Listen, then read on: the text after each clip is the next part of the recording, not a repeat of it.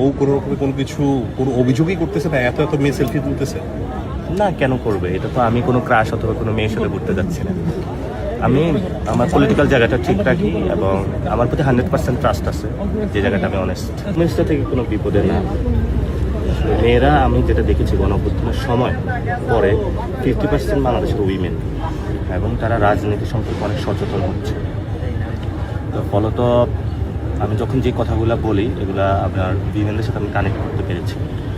ফলত ওই জায়গা থেকে, পলিটিক্যাল জায়গা থেকে আসে। এটার কোনো ক্র্যাশ অথবা কোনো যেভাবে আপনারা চিন্তা করেন এইভাবে। সেলফি থেকে শুরু করে সবকিছু তোলা হচ্ছে, নিশ্চয়ই বাসা থেকে কোনো কিছু করা হচ্ছে, সেটা তো হচ্ছে। বা হচ্ছে বাচ্চার ছবিও যে পোস্ট করা হয়েছে, সেটা আমরা অবশ্য সব সাধারণ মানুষই বুঝবে যে নিশ্চয়ই পোস্ট করা হয়েছে, সেখানেই যদি বলি। না না না, এটা আমি করছি বিকজ দ্যাট মানে আমি যে বাবা হিসেবে আমারও যে একটা সোশ্যাল লাইফ আছে, আমি যে সবার সাথে খেলাধুলা আড্ডা সব কিছু, আমি তো ওকে ভাষা শেখাচ্ছি এখন। ওই জিনিসটা হলো শেয়ার করছি। অর্থাৎ আমার যারা পলিটিক্স করে তাদের লাইফটা হলো পাবলিক লাইফে আমি সব কিছু শেয়ার করি। তার মানে